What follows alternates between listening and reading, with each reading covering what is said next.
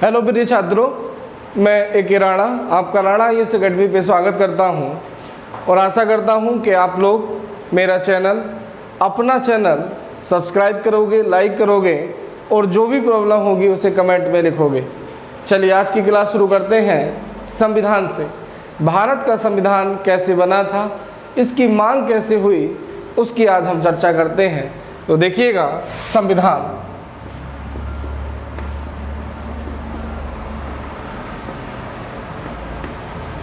देखो, सबसे पहले संविधान बनाने के लिए किसकी जरूरत पड़ी? संविधान सभा की जरूरत पड़ी थी। संविधान सभा की जरूरत पड़ी थी और संविधान सभा का निर्माण का जो गठन, सर्वप्रथम गठन की मांग की थी, या सर्वप्रथम संविधान सभा की मांग किसने की थी?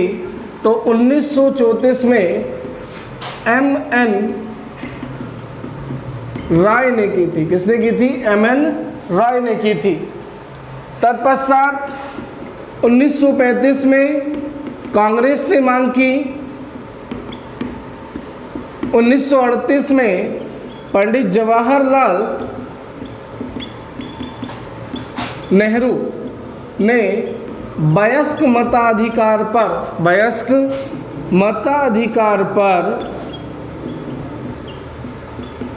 संविधान सभा के निर्माण की बात की थी।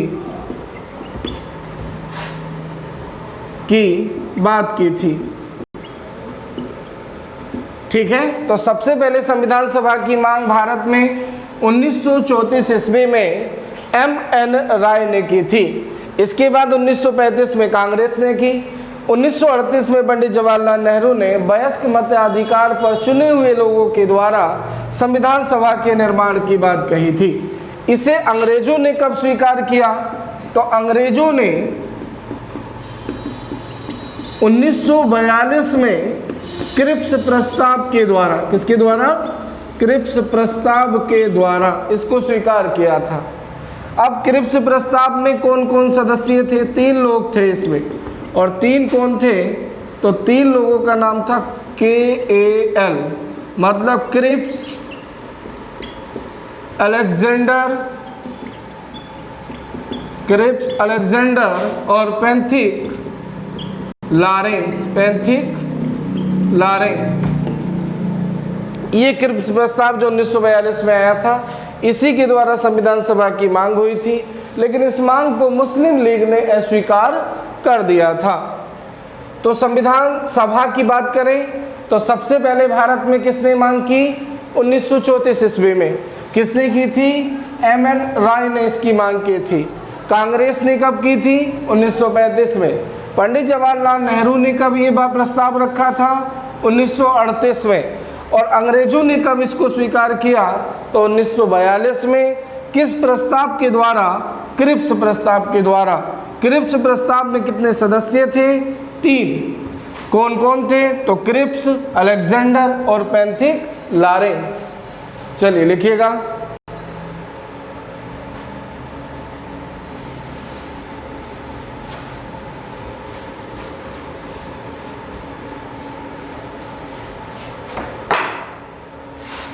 संविधान सभा का जो चुनाव है वो जुलाई अगस्त 1946 को हुआ था, 1946 को हुआ था। किस प्रस्ताव के द्वारा हुआ था? तो प्रस्ताव था उच्च स्तरीय शिष्टमंडल 1946। इसी को बोलते हैं कैबिनेट मिशन। क्या बोला जाता है? कैबिनेट मिशन बोला जाता है। इसी के आधार पर भारत में चुनाव कराए गए थे। चुनाव की पद्धति क्या थी? तो चुनाव की पद्धति थी एकल संक्रमण मत पद्धति। ठीक है, तो किस प्रस्ताव के द्वारा संविधान सभा के लिए चुनाव कराए गए? तो उच्च स्तरीय शिष्टमंडल या इसी का दूसरा नाम है कैबिनेट मिशन के द्वारा 1946 में चुनाव कराए गए थे। कब चुनाव हुए? जुलाई अगस्त 1946 में। चुनाव के लिए पद्धति क्या थी? तो एकल संक्रमण मत पद्धति थी। और इस चुनाव के लिए भारत की कितनी जनसंख्या पर एक सदस्य रखा गया था? तो 10 लाख लोगों पर, कितने लोगों पर? 10 लाख लोगों पर एक कैंडिडेट रखा गया था, एक कैंडिडेट रखा गया था। ठीक है, ये थी इसकी। अब कितने लोग थे? अब बात ये आती है कि संविधान सभा में कुल कितने लोग थे?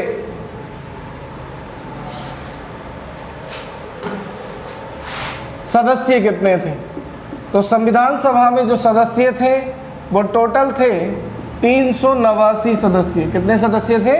389।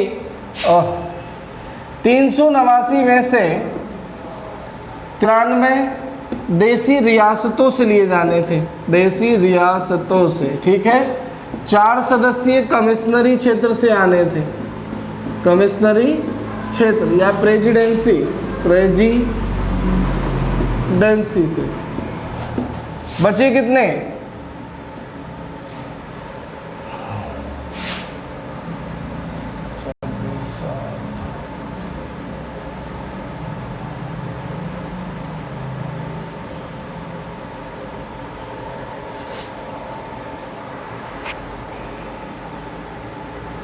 दो सौ बयानवे सदस्य लिए जाने थे प्रांतों से। तो संविधान सभा में टोटल सदस्य कितने थे? 389। 389 में से प्रांतों से कितने लिए जाने थे? 292। कमिश्नरी क्षेत्र से कितने आने थे? 4। और देसी रियासतों से कितने आने थे? 93। अब इनमें से चुनाव कितनों का होना था? तो 292 जो प्रांतों से आने थे और 4 जो कमिश्नरी क्षेत्र से आने थे, अर्थात 296 सदस्यों का क्या होना था? चुनाव होना था। देसी रियासतों से जो 93 सदस्य आने थे, उन सदस्यों का क्या होना था? मनोनीत होने थे, देसी रियासत वाले भेजने थे। तो 296 सदस्यों का जब चुनाव हुआ तो इसमें कांग्रेस को कितनी सीट मिली? 208। मुस्लिम लीग को कितनी सीट मिली? मुस्लिम लीग को मिली 73 सीट। और इसमें अन्य को कितनी सीट आई थी? तो 15 सीट अन्य में थी। 389 में से 296 का चुनाव होना था। 296 में से कांग्रेस को कितनी मिली? 208 सीट मिली थी। मुस्लिम लीग को कितनी मिली थी? 73 मिली थी। अन्य को कितनी मिली थी? 15 मिली थी। अब अगर हम जातिगत आंकड़े देख लें तो जनरल कैटेगरी के कितने लोग थे? तो 213। मुस्लिम लीग के कितने थे? मुसलमान कितने थे? तो मुसलमान थे इसमें 79। सिख कितने थे? तो सिख थे इसमें 4। अब जो जनरल कैटेगरी वाले थे इसमें से एससी के कैंडिडेट कितने थे? तो 33। महिला कितनी थी? यहाँ से क्वेश्चन भी पूछता है। तो 15। कितनी महिला थी? 15 महिलाएं थी। ठीक है, एक बार फिर से देख लीजिएगा। संविधान सभा में टोटल सदस्यों की संख्या कितनी थी? 389। 389 में से प्रांतों से कितने आए थे? 292। कमिश्नरी क्षेत्र से कितने आए थे? 4। देसी रियासतों से कितने लिए गए थे? 93। अब 292 और 4 296 लोगों का चुनाव हुआ था। और इस चुनाव में जो सीटें प्राप्त हुई उस समय की पार्टियों को, 208 सीट किसको मिली? कांग्रेस को। 73 सीट किसको मिली? मुस्लिम लीग को। और 15 सीट अन्य के खाते में आई थी। इसमें से जनरल कैटेगरी के कितने लोग थे? 213। मुसलमान कितने थे? 79। सिख कितने थे? 4। अब जनरल में से कितने एससी थे संविधान सभा में? 33। महिलाएं कितनी थी? 15। क्लियर है? देख लीजिएगा। तो ये आपकी हो गई संविधान सभा के सदस्यों की बात।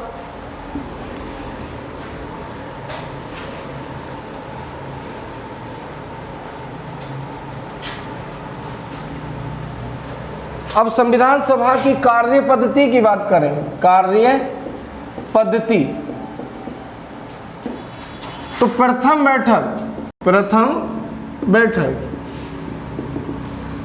बैठक कब हुई थी? 9 दिसंबर 1946 को। 9 दिसंबर 1946 को। स्थान क्या था? तो नई दिल्ली के काउंसिल चैम्बर्स के पुस्तकालय भवन में ये बैठक हुई थी, पहली बैठक। इसमें कितने सदस्यों ने भाग लिया था? तो इसमें लिया था 211 सदस्यों ने भाग। इसमें मुस्लिम लीग ने भाग नहीं लिया था, मुस्लिम लीग ने भाग नहीं लिया था। अगर ये पूछ रहे कि संविधान सभा में किस रियासत ने हिस्सा नहीं लिया, तो अगर आपसे रियासत पूछता है संविधान सभा की, तो रियासत आ जाएगी हैदराबाद ने इसमें हिस्सा नहीं लिया था। और अगर राजनेता पूछता है तो दो आ जाएंगे, एक आ जाता है महात्मा गांधी और दूसरे आते हैं मोहम्मद अली जिन्ना ने भी इसमें कोई भाग नहीं लिया था। तो क्वेश्चन पूछता है कि संविधान सभा में किस रियासत ने भाग नहीं लिया था? हैदराबाद ने। किस राजनेता ने भाग नहीं लिया था? महात्मा गांधी और मोहम्मद अली जिन्ना ने भाग नहीं लिया था। क्लियर है? तो इसमें मुस्लिम लीग ने भाग नहीं लिया था। और इसमें एक और काम किया गया था कि इसमें वरिष्ठ सदस्य सच्चिदानंद सिन्हा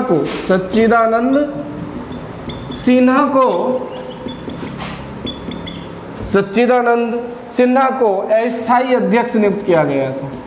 अस्थायी अध्यक्ष नियुक्त किया गया था।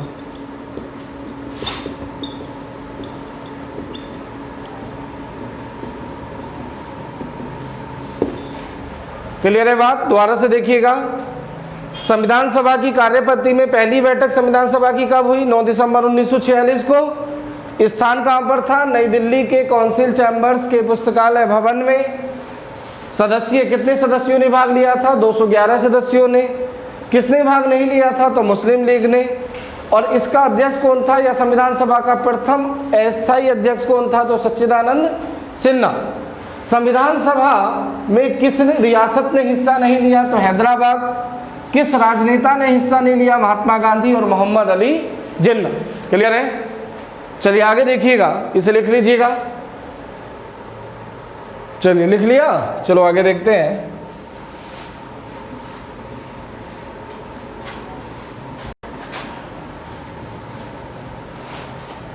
दूसरी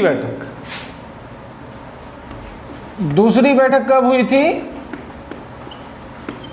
दूसरी बैठक हुई थी 11 दिसंबर 1946। 11 दिसंबर 1946। इस दिन जो कार्य हुए थे, पहला कार्य डॉक्टर राजेंद्र प्रसाद को संविधान सभा का स्थायी अध्यक्ष बनाया गया था। संविधान सभा का स्थायी अध्यक्ष बनाया गया था।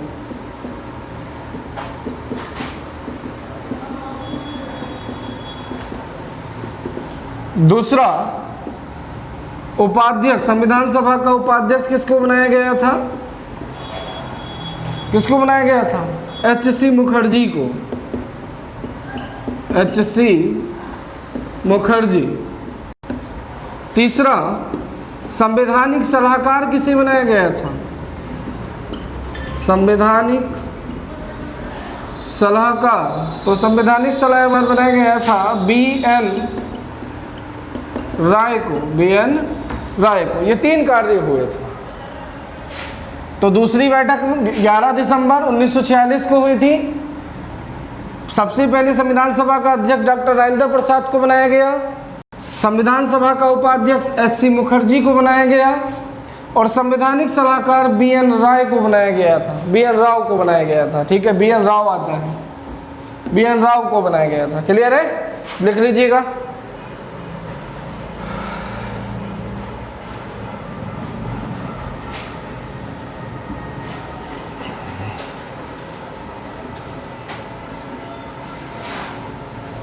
संविधान सभा की तीसरी बैठक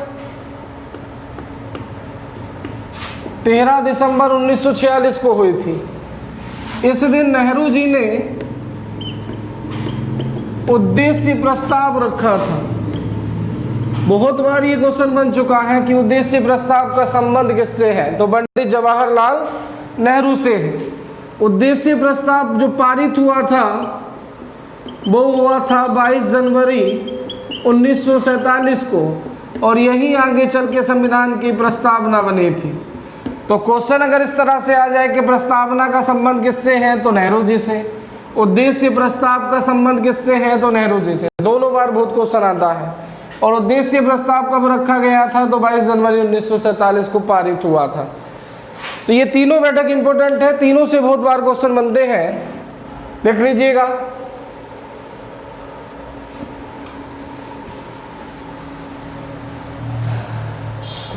उसके बाद संविधान सभा की जो बैठक हुई सेकेंड लास्ट 26 नवंबर 1949 को, 26 नवंबर 1949 को, इस दिन संविधान अंगीकार किया गया था। क्या क्या कार्य हुआ था, संविधान अंगीकार किया गया था।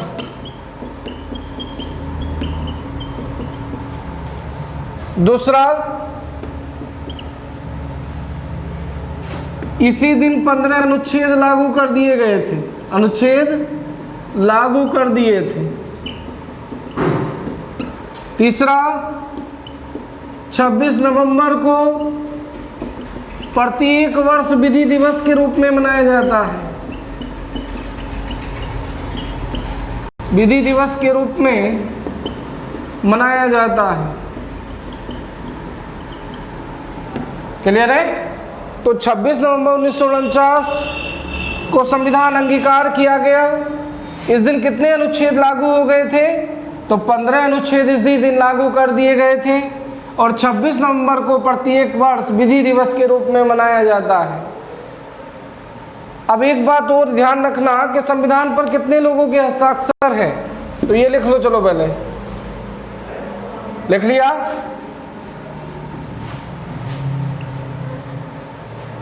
देखो 389 सदस्य थे टोटल संविधान सभा में। 3 जून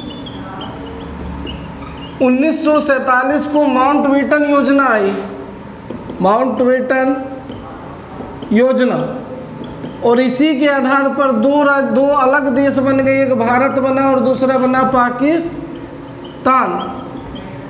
14 अगस्त 1947 को पाकिस्तान अपना स्वतंत्रता दिवस मनाता है, और 15 अगस्त 1947 को भारत अपना स्वतंत्रता दिवस मनाता है।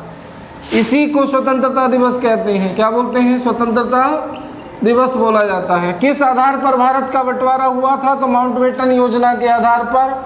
माउंटबेटन योजना कब आई थी? 3 जून 1947 को बंटवारा हो गया। तो पाकिस्तान के जो लोग थे वो यहां से चले जाएंगे।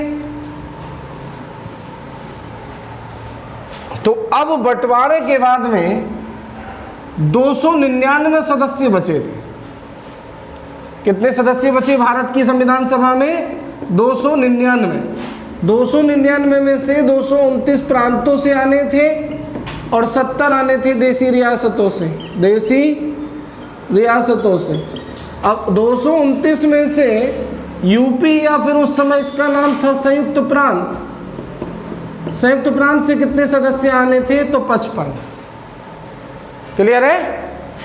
अब क्वेश्चन ये है कि संविधान पर कितने लोगों के हस्ताक्षर हैं?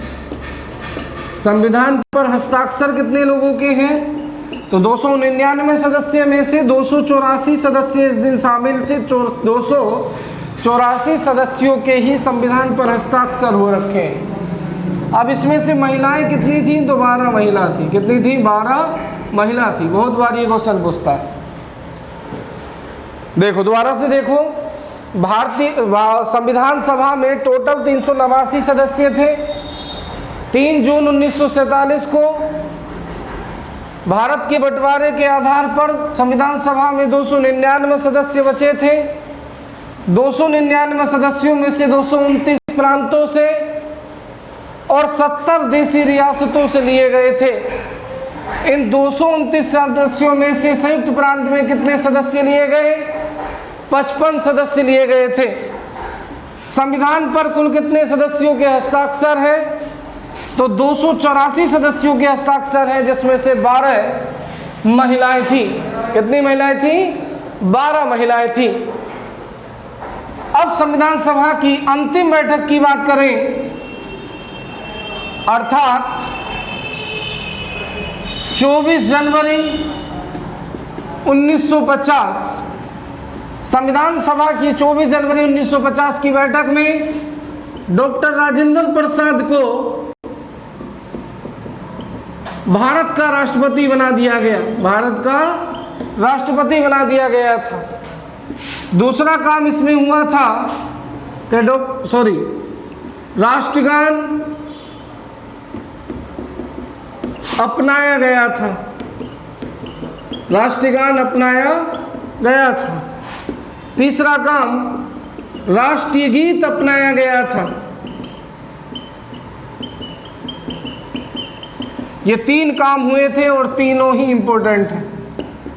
तो 24 जनवरी 1950 जो कि संविधान सभा की अंतिम बैठक हुई थी, इसी दिन डॉक्टर राजेंद्र प्रसाद को भारत का पहला राष्ट्रपति बनाया गया। राष्ट्रगान को अपनाया गया था 24 जनवरी 1950 को। राष्ट्रगीत अपनाया गया था 24 जनवरी 1950 को। 1947 में राष्ट्रीय ध्वज अपनाया गया था। राष्ट्रीय ध्वज अपनाया गया था।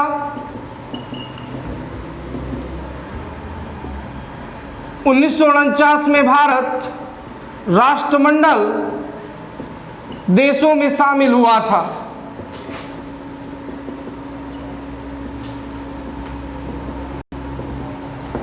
तत्पश्चात 26 जनवरी 1950 को संविधान लागू हुआ था। संविधान लागू हुआ था और इसीलिए इसे गणतंत्र दिवस के रूप में मनाया जाता है। एक बार फिर से देखिएगा, 24 जनवरी 1950 को संविधान सभा की अंतिम बैठक हुई थी, जिसमें डॉक्टर राजेंद्र प्रसाद को भारत का प्रथम राष्ट्रपति बनाया गया था। राष्ट्रगान 24 जनवरी 1950 को अपनाया गया। राष्ट्रगीत 24 जनवरी 1950 को अपनाया गया। 1947 में राष्ट्रीय ध्वज अपनाया गया था। 1949 में राष्ट्रमंडल देशों में भारत को शामिल हुआ था। 26 जनवरी 1950 संविधान लागू हुआ और इसीलिए 26 जनवरी को गणतंत्र दिवस के रूप में मनाया जाता है। अब कुछ बातें आती हैं, ये लिख लिया होगा आपने, चलिए लिख लीजिएगा।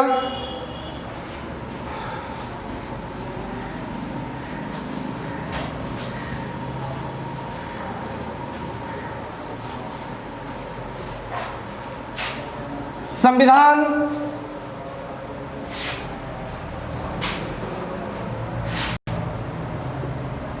नंबर 1, कितने रुपए का कितने दिन में बनकर तैयार हुआ था? 2 वर्ष 11 माह 18 दिन में बनकर तैयार हुआ था। कितना खर्चा आया था? तो 64 लाख रुपए का खर्च इसको बनाने में आया था। तीसरा, कितने अधिवेशन हुए थे? तो 11 अधिवेशन हुए। कितनी बैठक हुई थी? 165 बैठक हुई थी। कितने दिन तक बहस चली थी? 114 दिन तक बहस चली थी। संविधान को लिपिबद्ध किसने किया था? प्रेम राय जादा ने।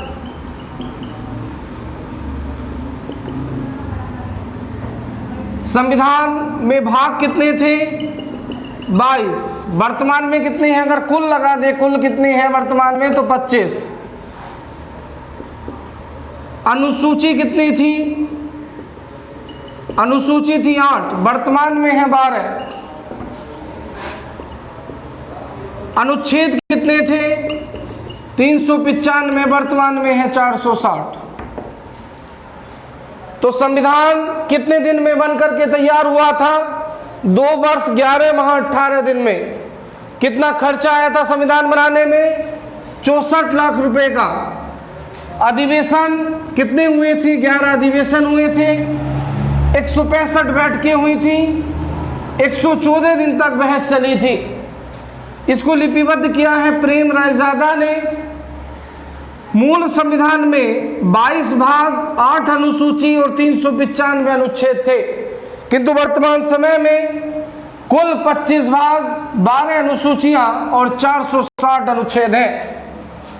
और इस प्रकार संविधान समाप्त हुआ। संविधान के निर्माण से यदि आपका कोई क्वेश्चन हो तो आप कमेंट बॉक्स में लिख सकते हैं। इसी के साथ मैं आशा करूंगा कि आप अपना लड़ाई एकेडमी यूट्यूब चैनल लाइक करें, सब्सक्राइब करें और अधिक से अधिक कमेंट करें। धन्यवाद।